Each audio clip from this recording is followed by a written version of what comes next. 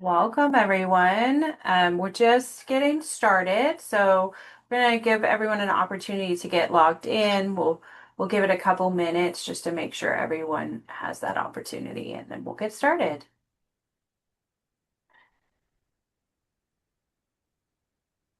Hi, everybody. Hi, Vanessa. Hi, how's it going? Long lost friend, where are you sitting right now? Are you in California or jet setting? I'm sitting in my office in beautiful sunny Seal Beach. Ah, lucky you. It has been beautiful in California Mm. these past few weeks. It's wonderful.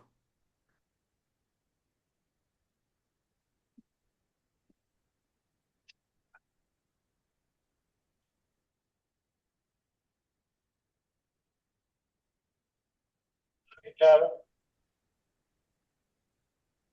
482. All right, for those of you just joining, we're just giving it a couple minutes as everyone's starting to sign in, and then we'll get started.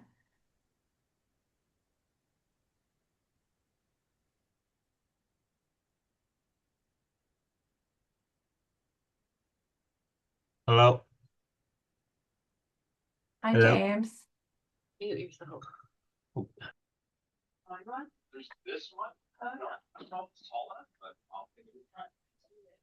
I'm going to give him a call and let him know.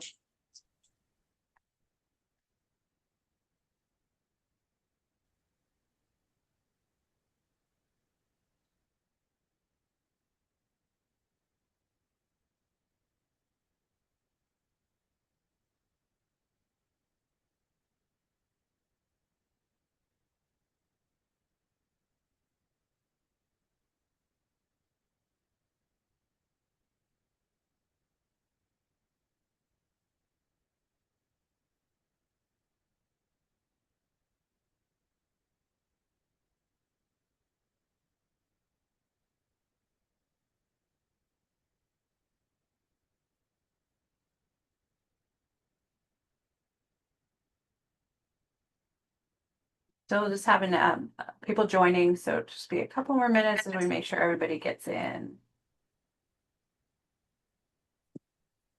Anthony getting ready to take his test, so driving and all that. Because I'll tell you what, we were on the way to school and I was going to turn right at a red light.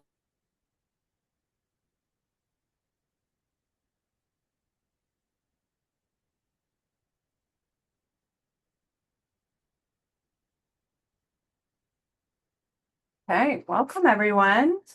Um, so I appreciate all of you joining. I'm super excited as this is our first webinar of the year for SWPTA. We're going to be covering, as you can see on your screen, parking and mobility basics from policy to practice. I'm really happy to introduce today's speaker, Vanessa Solesbee. Vanessa brings a wealth of experience in public parking management and consulting and has worked closely with cities and universities on parking strategy, operations, and policy solutions. She's also a dedicated leader in the industry through her many volunteer roles with IPMI as a mentor, and Mobility Pathfinders, and obviously involved in SWPTA, which we all love. So we're so glad to have her with us today.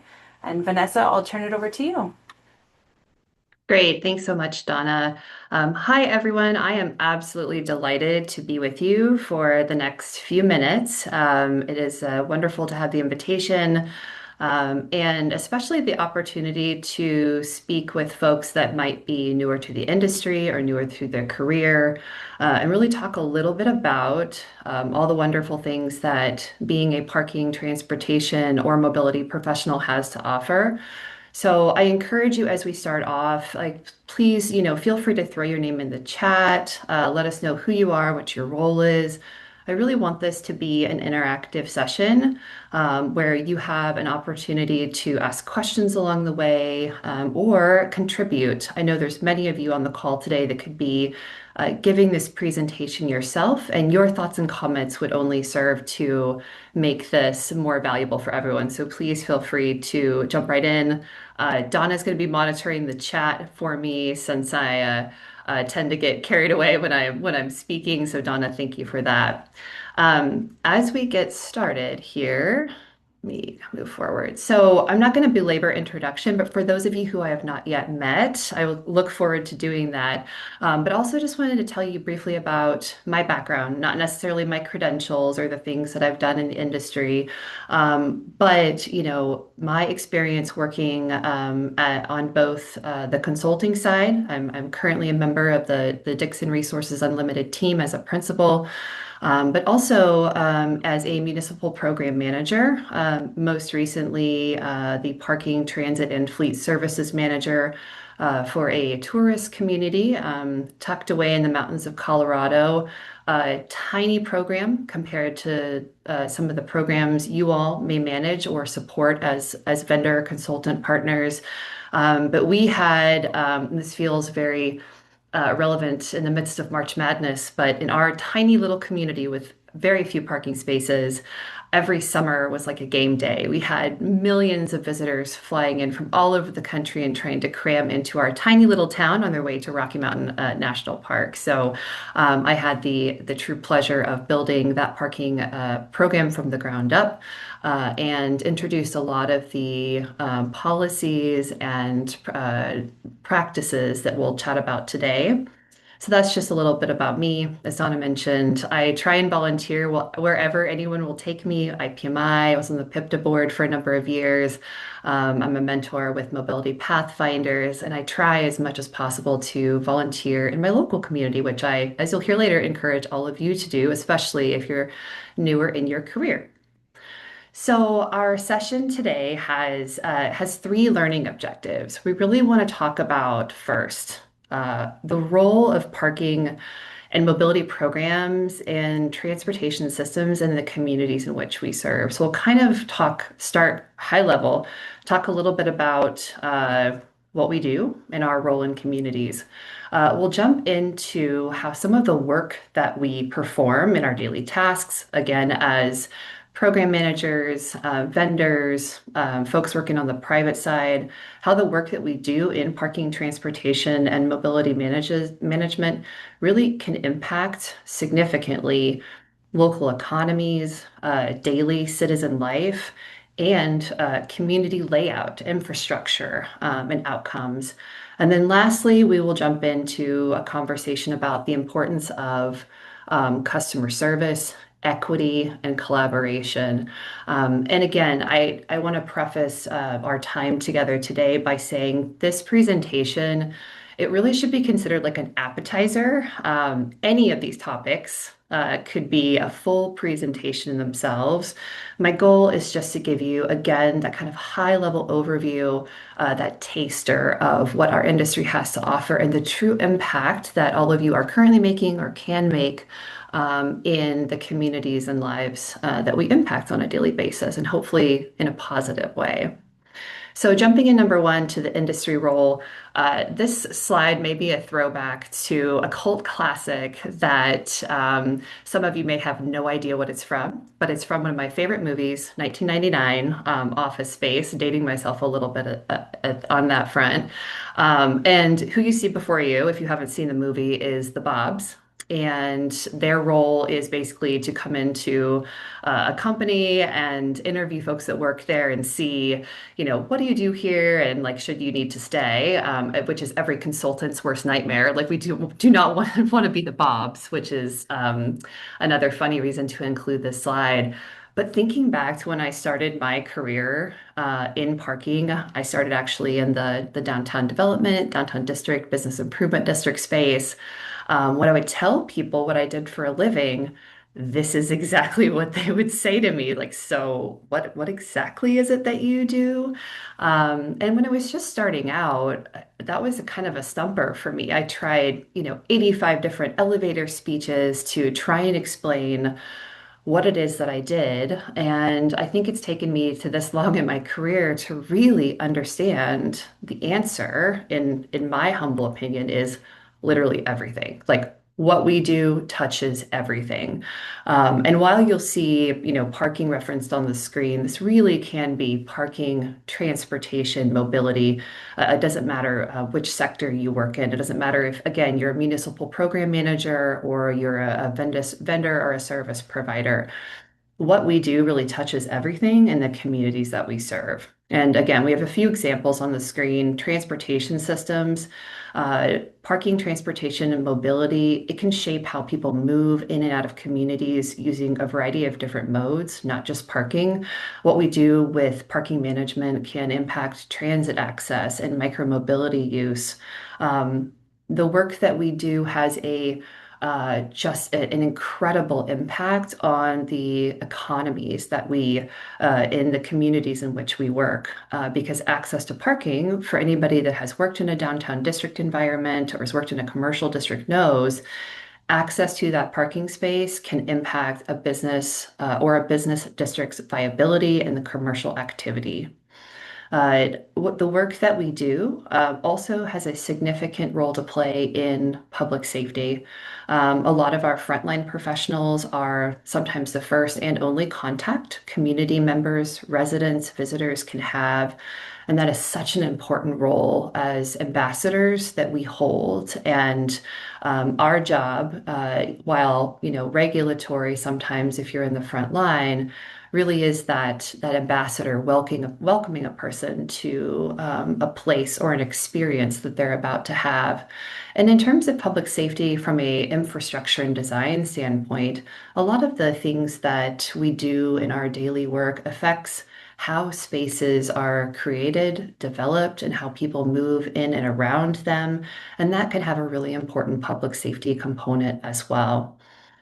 Planning and land use is another item, but I really wanted to highlight because saying to the person who's asking you, what exactly do you do here?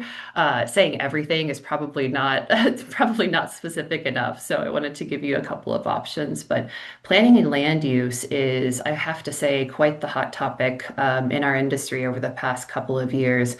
Many of you may have heard about and or live in communities where there's been changes to parking requirements, including the elimination of parking minimums, which has, led to a robust national conversation among parking and mobility professionals about the right strategy, not only from a ease of use and community development perspective, but also from an access and equity perspective. And then the strategies that we deploy in planning efforts when we're thinking about parking or transportation or a transportation demand management, a TDM plan, the planning documentation, the implementation that happens after that can again really impact the physical environment.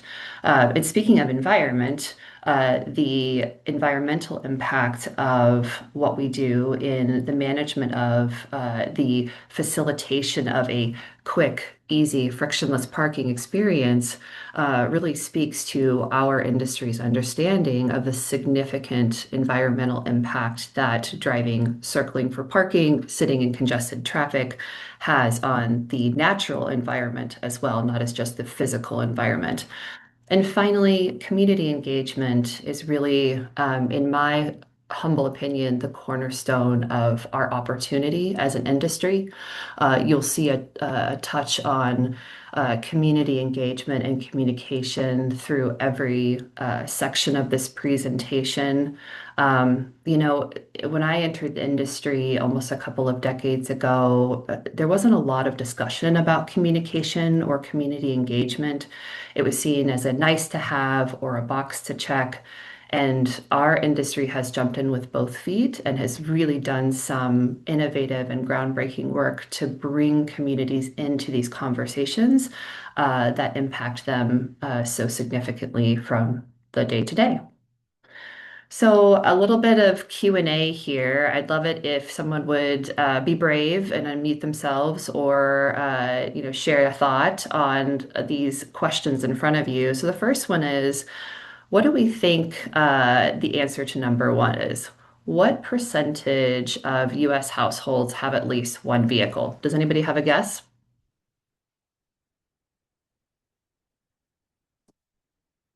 One brave person? 10. 95. Thank you so much, Doug. I appreciate it. You were Yeah. super close, 91%. No, 92% of US households have at least one vehicle. Roughly 22% of urban land is designated for parking infrastructure, and 3.1 billion gallons of gasoline are consumed annually. These are really significant numbers, and it goes to that earlier point of what is parking, transportation, mobility, what does our industry touch, and who are we involved, or who are we communicating with, who are we engaging in part of our as part of our daily work. And this is a significant number of US households we're engaging with. It's a significant portion of our physical land is dedicated to managing the type of work that we do. And this really tremendous ability to impact the natural environment, as you'll see at the bottom, of that 3.1 billion gallons of gasoline, the percentage that is used by drivers searching for parking is almost 30%. So you can see that there is a significant natural environment impact for parking as well. Parking in the economy is another key point from the original six that I wanted to dive in a little deeper on. And it's because, especially if you have a career where you're working in a municipal setting, you're working in a university setting, you are working in an area where you're managing a program and you're serving customers on a daily basis, you're hearing from community members. Access to parking can really drive economic activity. I've heard this first bullet said a million times to me. If my customers can't get to me, they can't spend here. And because you're trying to price parking effectively or raise rates, they're just not going to come here. It's a real misconception among a lot of the folks that we serve. And this idea that pricing can impact turnover, which can create an opportunity or a space for a new customer, is one that we often find ourselves talking through with those that we serve and trying to educate the communities in which we work about the importance of having access, having turnover, and having availability for the next customer who's coming. And we'll touch on this a little bit more in a minute, but both free and paid parking carry an economic cost. And the question is, who pays for it? And this idea, this concept that, free parking isn't free, that's a concept that I know we've all heard many times, pioneered by the late, great Don Shoup. But the idea that parking always has a cost, no matter if it is free, and determining who's paying for it and explaining that concept can be one of the greatest challenges that we face in our industry. And then or I wouldn't say tying, I would say maybe reframing the conversation about what we do with that parking revenue, and how it contributes to and supports the economy and doesn't draw from the economy. So those of you who work, actively in program management may hear from time to time that paying for parking is an additional tax. And I've heard that. I'm sure many of you around the table have heard that. Like, it's just one more thing that you're taxing me for. And the challenge for us as parking and mobility professionals is really to reframe that conversation into more of a use fee. Like, you are paying for something that you are using. And you are spreading the ability of payment to come in from more sources if the parking is paid versus free. And the revenue that we collect really goes into serving communities. It used to think that, if you put your credit card up, you tap, you pay your meter, you pay on your mobile device. And then that money goes into a black hole. But I think our industry has done a great job through concepts like the parking benefit district, where money is collected in a certain area or reinvested very visibly sometimes back into that area through street and infrastructure improvements, transit program funding. That was one of the strategies that I've personally used when building a parking program from scratch. Paid parking was a non-starter in the community in which I was working to get it passed. And being very clear about where the revenues would go, setting up a special fund, like this is where the revenue is going to go. Here's how it's going to support the transit program in our community. Here's, how many cars it's going to take on the road, off the road. Here's how it's going to improve congestion. So painting that bigger picture was really critical in our community story for moving paid parking forward. If people could see the dotted line to where that credit card tap or mobile payment or coin or dollar bill was actually going.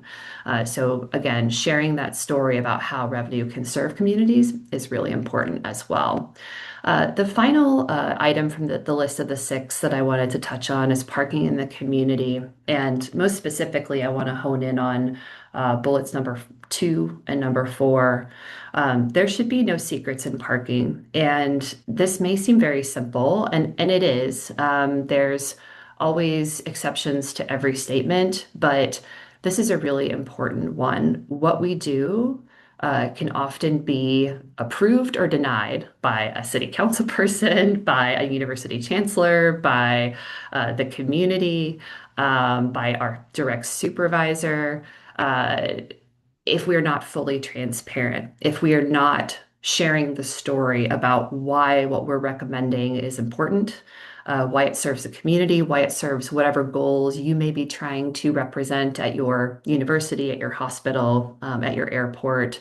The idea that we handle a lot of money, we manage a lot of staff, we have a lot of often challenging interactions with the public. There can be no secrets in parking and mobility and transportation. We need to be honest and transparent and open as to the best of our ability with the communities that we can serve.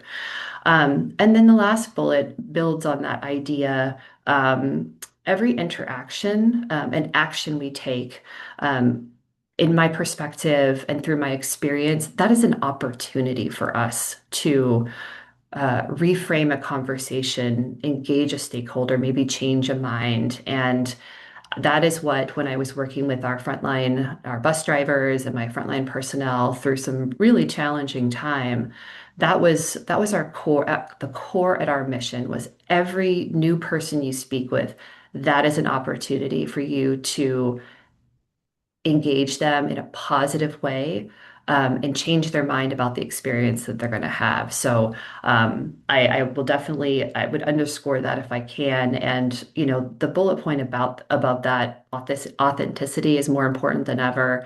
I think that's really critical as well because folks are getting hit with a lot of things these days. And if they can have an authentic, genuine human interaction that's meaningful and tailored to their experience and understands their needs, it will be something that they will walk away with and value. And that is our opportunity to really be the brand ambassadors for our industry.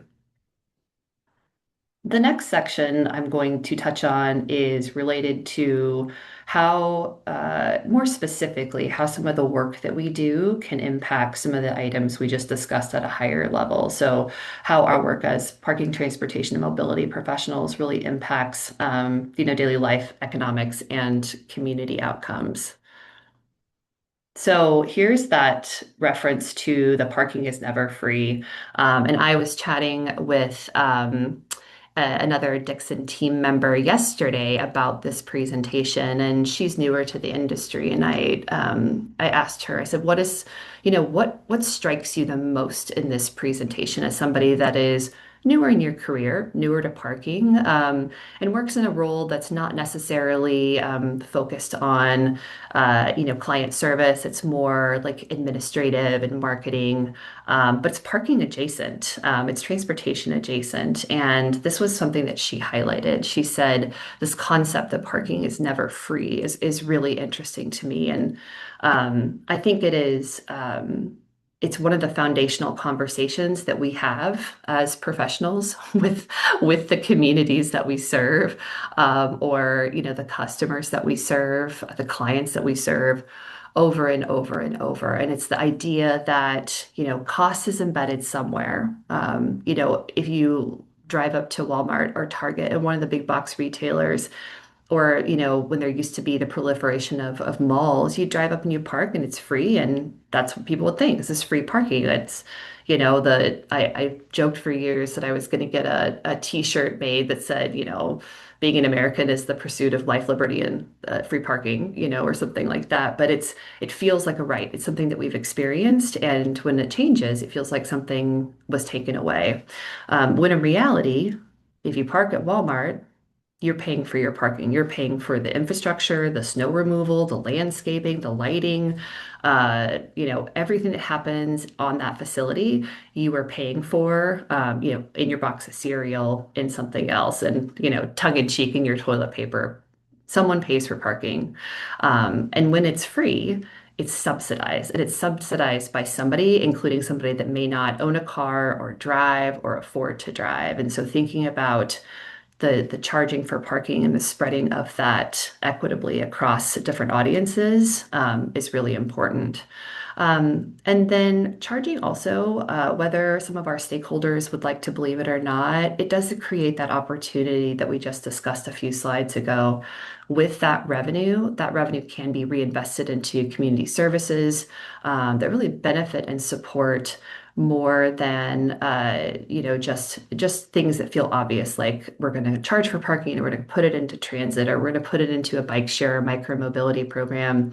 There are some incredible examples of programs across the country that are reinvesting their parking revenues in really meaningful really meaningful, like reimagining of streetscape through lighting, trees, on-street dining, creating more space for pedestrians, more bike parking. And so, and some of these communities, they don't even talk about it. They do it, and it's not something that is celebrated. And so celebrating that opportunity and talking more about it can help maybe normalize this concept that parking isn't free. Somebody is always paying for it.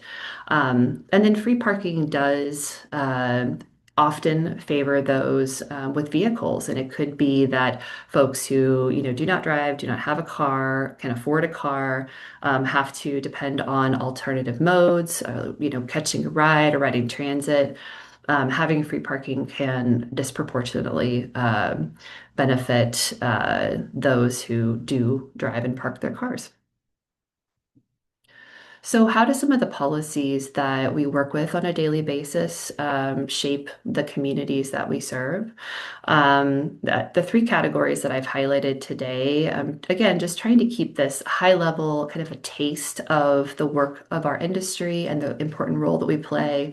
Pricing, regulation, and land use are the three that I've chosen to highlight. We've talked a little bit about pricing, just signals the true cost of parking, but also the management of demand and occupancy that we talked about earlier, especially like in commercial districts, keeping those spaces turning, moving through availability for the next customer. Regulation can support things beyond those commercial districts. It can support neighborhood needs and residential access.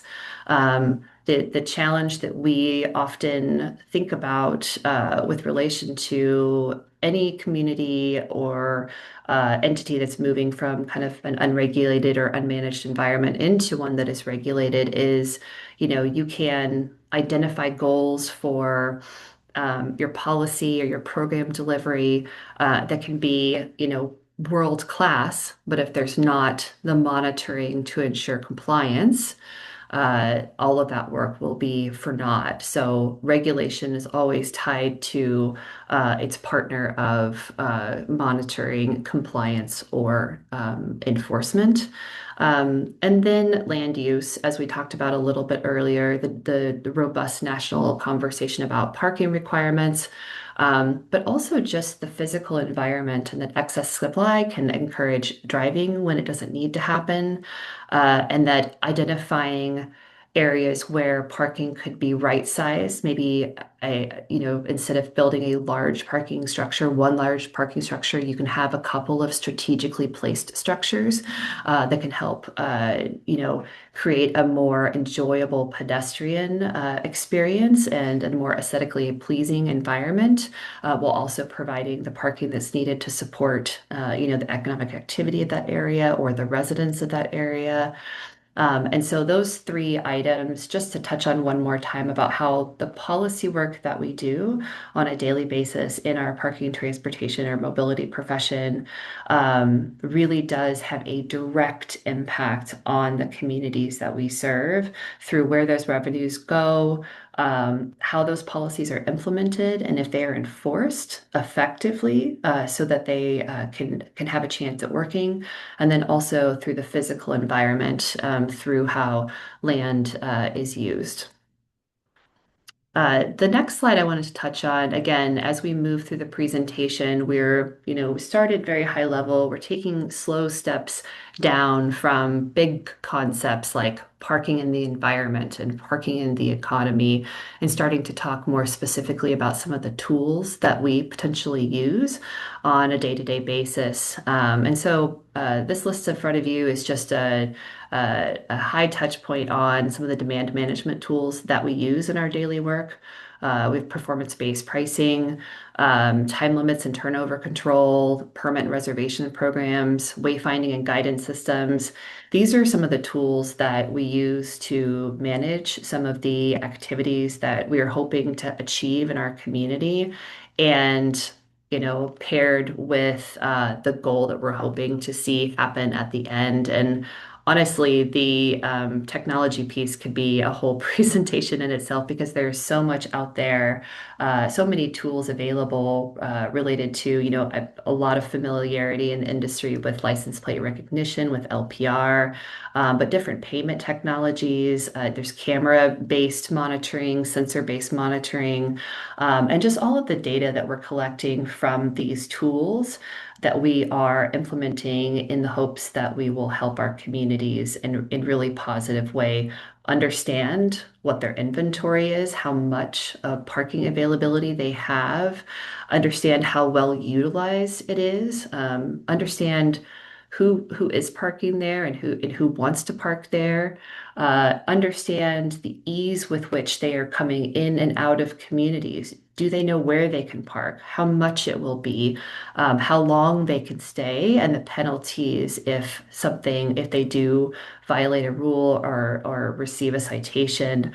So all of these, carefully orchestrated systems that we're putting into place to help create a positive experience is really incredibly important. And one of the things that, over the past few years, I'd say, several decades, the number of tools that we have at our disposal to help manage the different programs that we deploy, whether that's, a permit program, or we're launching a paid program, or we are, working on a transportation demand management agreement with some of our folks in our commercial district.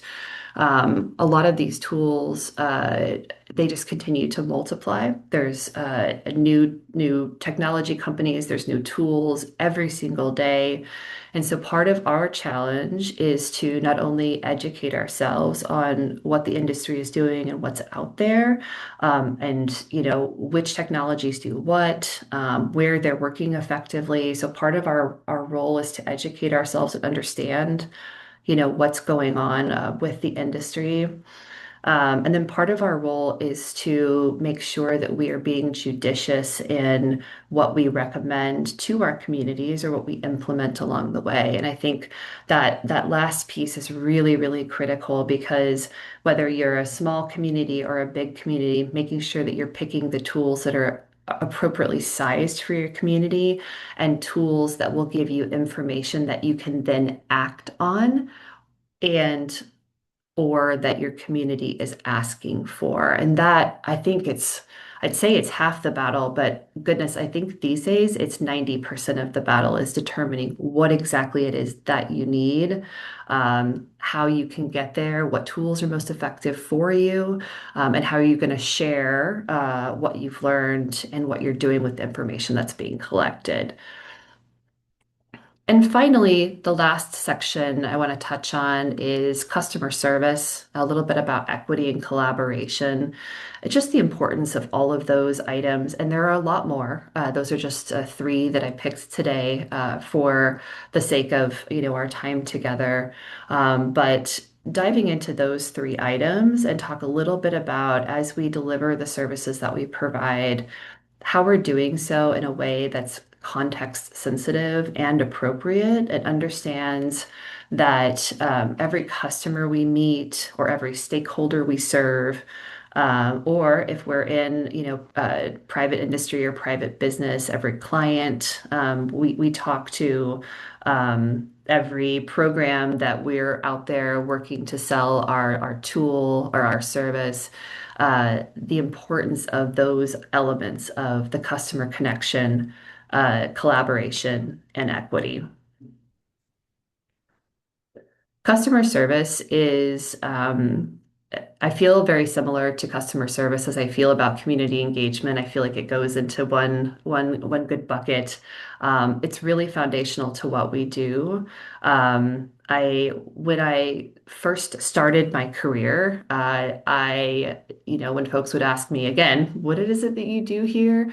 I found myself defaulting to two things. I try and solve problems. That's what I enjoy doing for a living.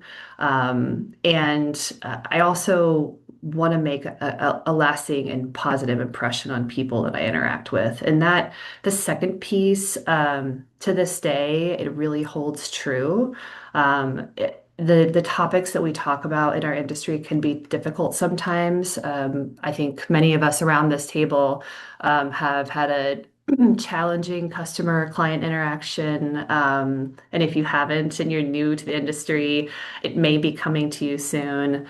But this idea that above all else, I think we can do the best of any industry in providing the best customer service that anyone's ever experienced. Like I think that is where our sweet spot is, and I encourage you to in your daily role, as you're going out there and thinking about the programs you want to implement. If you're thinking about, should we, is our community is should we change the parking requirements? Is that right for us? Should we implement license plate recognition technology? Should we, put up new digital wayfinding signs, at our airport? As you're having these conversations, it's really critical to put them within the context of your customers, those that you're serving. And this first and last impression tagline has been around, I think, the industry much longer than I have, but it really holds water even today. The, your parking experience or your frontline interaction, that is often the first and only thing that some of your visitors will encounter. And that's true across, municipal, university, hospital, airport, private sector too. If you're in sales, like having that interaction with your customer, this could be your opportunity to not only do a good job, but to really wow them with your customer focus. It is also the area where you can build trust, and this extends again beyond the program service delivery that we do on a daily basis. Every opportunity we have to interact with a customer is our opportunity to build trust, to do what we say we're going to do, to show and demonstrate that there's no secrets in parking, to let people know exactly what we're up to be fair in our interactions, to not have, a special price or a special situation, even as much as people compel you to for this, that, and the other. everybody is on a fair and equitable playing field, and to be courteous to those that you interact with. Like that building of trust is really foundational.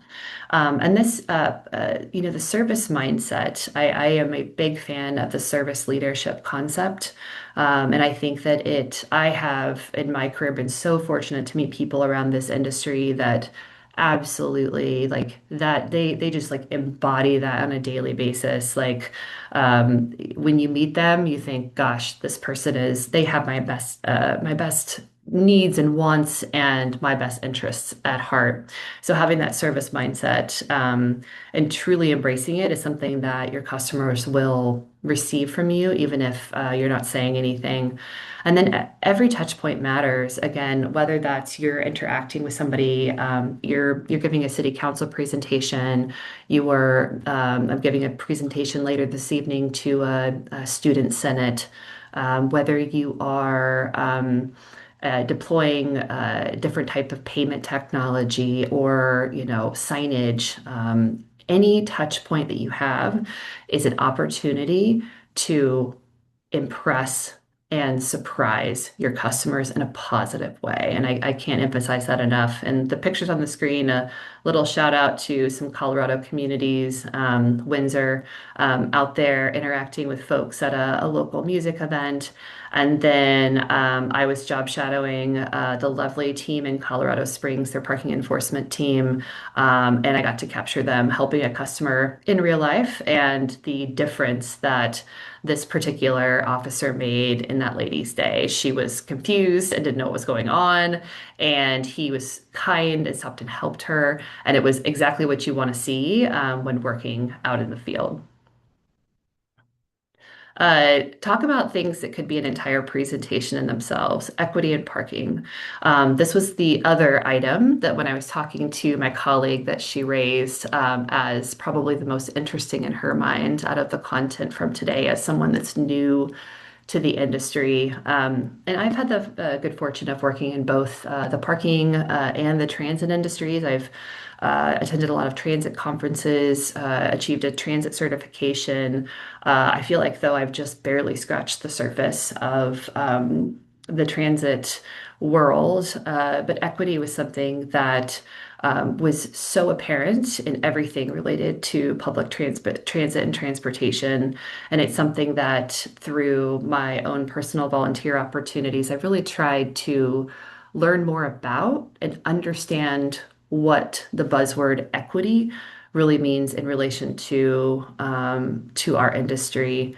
And it's this concept that if we have free parking or unmanaged parking, or in communities that we serve, that free parking by not charging can disproportionately impact those that are maybe lower, have lower social economic ability, impacts those that are choosing not to drive, do not own vehicles, and making sure that areas that our frontline staff are out monitoring, that we're covering all of our service areas in the same manner to the best of our ability. And it really is just understanding the idea that if you are hoping to achieve an equitable parking program, you are thinking about not only your direct customers, the folks that are driving and parking, but also folks that are not, but need to access the areas in which you are managing. So thinking about I guess for the simplest term, your indirect customers as well, folks that want to be there, but they may not be coming directly through your program, and identifying ways that you can welcome them in or welcome them back. And, there's some programs that I think we've all seen, especially lately, have gained more traction in communities where you're having revenue from parking again support transit and paratransit and micromobility programs to really say, all right, we're going to take this revenue we're generating by effectively managing our parking assets, and we're going to contribute into this wide variety of alternative modes with the thought that not only is it the right thing to do, but it also has the benefit of helping us manage demand as well. If we are able to shift folks that are able and interested and desire to use other modes, that helps our parking management goals as well. And thinking about the difficult conversations that can be had about pricing, whether it's a lower or a limited income resident or employee permit programs, those can get really sticky. I've been the manager of a couple of different municipal programs where we've had permits that were differently priced based on income levels, or if you had service industry or gig workers, folks that may not have that full-time employment, but needed to get down to an area in which I was responsible for managing parking, just trying to understand who all is coming into your space, what their limitations are, what their access needs are, and trying to work with them directly to come up with a solution that will help facilitate their access and not throw up additional barriers. And I think it goes beyond income conversations, well beyond income conversations. It goes into access for those with physical or mental unseen disabilities, making sure that, as a professional in the parking, transportation, and mobility industry, understanding who your customers are, that customer service perspective and how best to serve them, is an incredibly difficult but worthwhile journey. And it's not something that happens overnight because you may think you know who your customers are, you may collect a lot of data on them, but you may just not know who can't get there because of one reason or another. And so, while it may sound a little old-fashioned, and it's appropriately sized if you work at a smaller or mid-sized community. But talking to folks, talking to your business owners, or talking to the folks that are, if you're on a campus environment, talking to your different student, faculty, and senate groups, or trying to, if you're in a residential area, trying to figure out who you can talk to understand not only who's parking there, but who would like to park there. And this conversation, for those of you around the virtual table who might also, maybe you're from a vendor or from a service provider, this question is just as applicable to you to go out there and be curious and figure out, is there a service, a technology tool, an offering that can bring more people to the table and allow them to access the spaces that they want to move in and around. So it's a big, complex conversation that I'm really glad our industry is involved with. And cross-organizational collaboration. So we talked about customer service. We talked a little bit about equity. Cross-organization collaboration, this could just be titled collaboration. And the example you see on the screen is more specific, again, to a municipal environment. But the quote you see, that what we do does not exist in isolation. It is successful through partnership. That can be applied to anybody in any sector that you represent, public, private, vendor, consultant, program manager. We are better if we work in a collaborative manner. And the examples you see on the screen, if you are the parking, let's say you're the parking program manager and you're within the Department of Public Works, and I can speak to this from my own experience. You are probably not going to get anything done unless you have talked to all of these departments and peoples and more. This actually could be like 8 pies deep. Because you need a little bit of everybody, whether it's like facilities, fleet services, like you name it, your ability to collaborate and negotiate, and be a good partner, be a proactive partner that comes to the table will bode you well in the long run. And I honestly can't say enough about the importance of collaboration and the work that we do because it's not a nice to have many times that we get some of these folks on board with our ideas. It's a requirement because even if we're in charge of something, if, I'm sitting and let's say I'm the public works director and I'm responsible for managing parking and transit. Um, if the chief of police says what I'm thinking is a no-go, it's not going to work. It's probably not going to go anywhere. And I know many of you around this table work in public safety environments and understand that incredible collaboration and trust that needs to be built. And for those of you who are early in your career, forming those relationships and proving yourself to be a good partner, it can be one of the most important things that you do when you're just getting started, understanding from the very beginning that you're not going to know everything, but making the effort to go out there and find out, like we talked about with the equity slide, who you're serving and who you're not. Go out there and find who what you're doing impacts, who it does not, who needs to approve, who needs to be informed, and it will serve you well in the long run. The last piece in this section that I want to touch on very briefly before I wrap up is compliance. And it wasn't something that I mentioned in the kind of the top three, collaboration, equity, and customer service. But it's so important for those who are new in their career to understand if we do not have compliance, if we don't have monitoring, what we do just doesn't work, quite frankly. We always our ultimate goal in parking management is always to encourage voluntary compliance and to educate. And my mentor used to say all the time, if when we were working with clients, I want you to never write another parking citation. Like that is the goal because you are educating your community. People are voluntarily complying. They understand what they need to have happen. And it just feels like such this amazing goal that if any of us could achieve. And compliance is incredibly important. And there's a couple of things that go into that. Number one, education, just letting people know, as we talked about earlier, like where they can park, how much it's going to cost, what they need to do, relieve some of that anxiety that you typically have when you're going into a new place to park.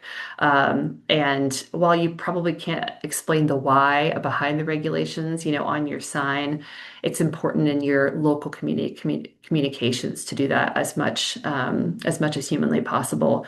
And I get like the items you see under the orange header educate. I can't tell you the number of places that I travel where there is not. I pulled into a parking garage just the other day. It was brand new. It was gorgeous. I was at all like running around taking photos, like thinking this was the best ever. Um, there was no signage that told me like what the hours of payment are, how much it costs. And I felt like an idiot. I was walking around. Originally I was like taking pictures and I was like, oh shoot, I'm gonna get a parking ticket. But I couldn't find that information anywhere. And it got really, really frustrating. I finally like exited the entire structure and there was a tiny little sign on the pay station. But like that piece, like just tell people like what they need to know to be there. Like what are the ground rules to be there? It didn't matter how beautiful the landscaping was or the art on the wall or like how clean it was. Like I forgot all of that because the basic information was not communicated to me to help me avoid getting a parking citation. So again, begin with the basics. Enforcement, again, going back to that, like being fair and equitable, just making sure that your front line is equipped with clarity, the tools that they need, discretion if that's something that you deem okay in your arena, that people know that are working for you what they can do, how the rules should be applied, how to use the technology tools that they have, and the technology tools are in good working orders. It's incredibly important. And then finally, if you can, empower your frontline staff, again, to really be those ambassadors to your community. Again, give them discretion if appropriate in your service area. But measure compliance, measure how well. This is not just up to your frontline staff to be covering their area and writing citations, and this is a multi-layered effort because the wording, you're getting the compliance starts with the signage, what's on your website, how well people are educated, and the last thing you want them to do is get to that citation moment. And then if things are going well, you have a high compliance rate, folks are getting it, the community understands, celebrate those positive wins where you can. So finally, this is kind of just a bonus couple of slides that I threw in. They do not meet the learning objectives, so I'm sorry, but this is a Vanessa tip for those who are new to your career. So learn, volunteer, and contribute. I just threw a couple of organizations up here on the slide. IPMI, NPA, great national organizations. SWPTA, of course. PIPTA is kind of in the adjacent service area. CMPA, I mean, TPTA. There's a million different state and regionals. I just put, the best on the slide. Mobility Pathfinders, your local community. The best way to get up to speed on a career in parking, transportation, and mobility is to attend sessions like this, attend, a conference if you can, attend your state and regional conference in the fall in Las Vegas, volunteer, be a mentor, be a mentee. Really, really get involved in the ways that are available to you. And if you're not able, whether it's not in your organization's budget to attend a webinar or a conference, are there ways in your local community that you can get involved and volunteer and learn more about the industry? One of the organizations, I have a board meeting actually just after this, is a community service. It's a door-through-door paratransit service in Colorado. I'm on their board of directors. Great volunteer opportunities to learn more about the benefits that door-through-door transit service has to folks that are homebound, that have mobility issues. Like volunteering for organizations like that, it doesn't cost anything to you except for your time, and it can really help you gain a true understanding of maybe what some of your customers and clients are experiencing in terms of lack of access or a different playing field when it comes to trying to move in and around their local communities. So learn, volunteer, contribute wherever you can. And then finally, before I wrap up, hopefully there's some time for questions. Be my challenge to all of you as folks that are new to the industry and excited. I know there's some of you on the call that, again, could teach this class, but I know you're still excited about this career. We are ambassadors of connection. I believe this now more than ever, especially with our increased reliance on all things digital. Claude is my best friend too, but the things that bring me joy in my daily life are things like this, things where we have an opportunity to connect with each other, where you're out supporting your frontline staff in the field, those opportunities for human connection to make parking, transportation, mobility feel easy, convenient, accessible for all. And I think for a while it may have felt audacious to make parking positive, but I don't think so anymore. Like I really feel like our industry has an opportunity to just kind of flip the script on what people think about transportation. There are some incredibly exciting technologies out there almost on the daily that are doing just that and are creating this experience that it's smart, it's anxiety free, but that doesn't mean it needs to be human free. It doesn't mean it needs to be connection free. And that's my challenge to all of you is to find ways, as you think about your career, as you think about where you'd like to head, to find moments to improve improve the lives of those that you're interacting with in a meaningful way and to have a really solid answer when somebody says, okay, so what exactly do you do here? And prevent that conversation from even happening because they know exactly what you do there and they're so grateful that you are there. So thanks very much. I appreciate it. I'm super happy to answer any questions. You guys have been rock stars listening to me talk for an hour today, especially in the afternoon, right after lunch. So, Donna, if there's any questions, I'm happy to attempt to answer them or to toss them over to somebody in the audience who's far more qualified than I am, like Tom McGann, or any questions? So there's no questions in the chat, but I did just start the chat as well to let anyone know if they wanted to put questions in. I also want to remind everyone that this webinar is being recorded. All of our webinars are free through SWPTA, so it will be posted to our SWPTA website later this week.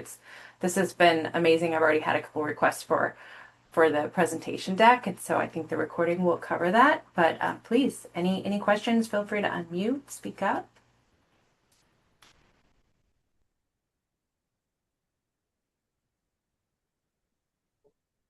All right, we have a quiet group today. Yeah, and no worries. And my contact information is on the screen. I'm incredibly happy to connect with any of you. Feel free to drop me an email.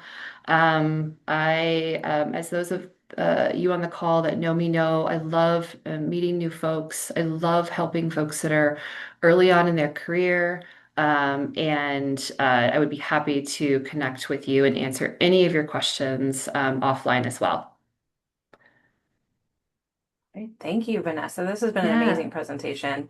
I mean, I have not the length of experience that you do, but I do have some experience here, and I always learn new things. And this has been very informative. So I appreciate you sharing your time with us today. Yeah, absolutely. It was definitely my pleasure, and thank you all so much for attending. And again, drop me a line. Happy to answer any questions. Thank you. All right. Well, we are wrapping it up 1 minute early. So enjoy everyone your day. Make sure you visit the SWPTA website and don't forget about our conference in October. And we'll be having more webinars throughout the year. So we'll send them out. Great. Thanks so much. Bye, everyone. Have a Thank great you. Thank you. afternoon. Bye. Thank you, everybody. Bye.